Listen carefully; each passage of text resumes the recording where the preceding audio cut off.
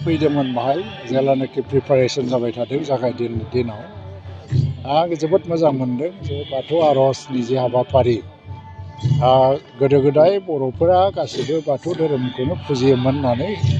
जारिमिना बुङो जुदिও बै समाव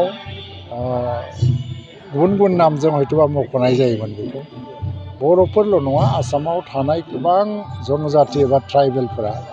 बे धोरोमखौनो फालियोमोन होननानै जों बयबो मिथिगौ आरो धोरोमा आथिखाल थारमाने मोनसे आध्यात्मिक गियाननिल' बाथ्रा नङा धोरोमनि गेजेरजों दिनैहाय इडुकेसनबो होदों टेक्न'लजि इडुकेसन साइन्स इडुकेसननिफ्राय लानानै खिन्थु लोगोसे बाहाय जिखिनि मोनसे हिउमेन भेलु सुबुंथिनि जे बेसेन बेखौ लाखिलांनांगौनि थाखाय मोनसे गियान फोरोंनाय जायो आरो बिनि थाखायनो दिनै धोरोमा गोनांसिन जादों जों जोबोद डेभेलपमेन्ट मोनबाय लामा मोनबाय स्कुल मोनबाय गारि घरा बिगोमा जाबाय खिन्थु मानसिक जि मोनसे सान्थि एबा गोजोन बे सुबुंनि माने मेलेमनिफ्राय गैया जालांदों लासै लासै आरो मानसिक सान्थिया जेब्लानाखि गैया जायो समाजाव अराजकता जोनोम जायो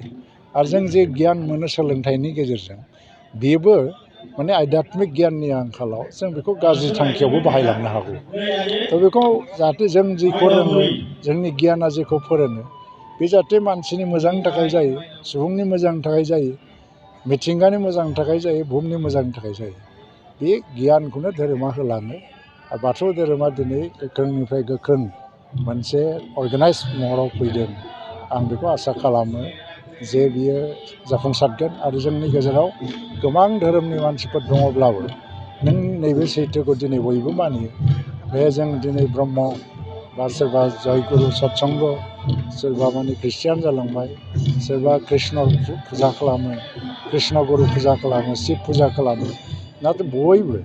बाथौआ जे बर'नि गुदि धोरोम बेखौ बयबो गनायो लाइमोनफोरनि समाजाव जाखांफुनाय लाइमोनफोरानो बयनिफ्रायबो भालनारेबोलसिन जायो बबावबा नङा बबावबा जोङो एसे बैसोगोरा मानसिफ्राबो जोंनि गथ' गथायफोरखौ केयार लानायाव एसेबाबो केयारलेस जालांदोंमोन नेग्लेक्ट जालांदोंमोन आरो जे जोंनाव मोनसे बे जिखिनि जाखांफुनाय मोनसे समाजाव जों माखासे टाइम सिटुवेसनजों बारनो गोनां जायो बे जाखांफुनाय समाजाव जों गावखौनो गाव ओरैबायदि मोनदाङो जोंबो डेभेलप जागासिनो दङ दा बे बेलायाव जोंहा माखासे नैतिक भाबै लानो गोनां दायित्वफोरखौ जों एसे बावलाङो आरो केयारलेस जालाङो दा गार्जेनबाबो मरलेस बहुद केयारलेस जालांदों जोंनियाव बे क'क्राझार बायदियाव दिनैहाय चाइल्ड मेरिएजआ बिराद गिदिर इसु ड्राग्सआ बिराद गिदिर इसु ड्राग्स फानग्राया जायगानि नङा बाहेरानिफ्राय फैयो खिन्थु जों बेखौ सोबो जायो कनजुम खालामग्राया जाबाय क'क्राझारनि दा बेफोर बिथिङाव जों जुदि जुजिनांगौबा आध्यात्मिक गियानाथ' बयनिबो थाखाय नङा नाथाय बेसिक जिखिनि नलेज बेखिनिया थायोबानो समाजा मोजां जायो दा बयनिफ्रायबो देरसिन आङो बाथ्रा नैबेखौसो बुंगोन लाइमोन देरफुनाय 16 बोसोरिया 15 बोसोरिया बिसोर साननो हानाय गोसो गैया माबा गैया आरो बे समनि गेजेराव मेचुरिटि मोनजासिमाव सासे गावबा गावनि फिसाखौ केयार लानांगौनि दायित्वनिफ्राय जोंनि गार्जेनफ्रासो जों माने गोजानाव थानो नाङा बांसिन केयारफुल जानो गोनां जायो आरो जों एसे केयारलेस जालांनायखौ जों नुलांबाय थादों आरो थ' गार्जेनफ्रा मर रेसपन्सिबोल जाथों आं बेखौनो मिजिंथियो बाइक सालायनो मोजां मोनग्राफोरनि थाखाय गोजोनथाव खौरां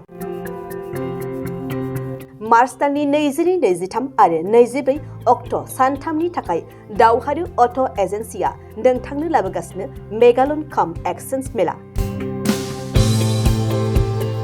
बे मेगालन काम एक्सचेन्ज मेलाखौ क'क्राझार बड'लेण्ड गेस्ट हाउसनि साखाथियावनो खुंफुंगोन बे मेलायाव बारा नङा 14,999 रांसिमाव डाउन पेमेन्ट होनानै बाजाज कम्पानिनि गुबुन गुबुन बाइकफोरखौ ल'नाव लानो हागोन एक्सचेन्ज खालामग्राफोरनि थाखाय एक्सचेन्ज ब'नासबो थागोन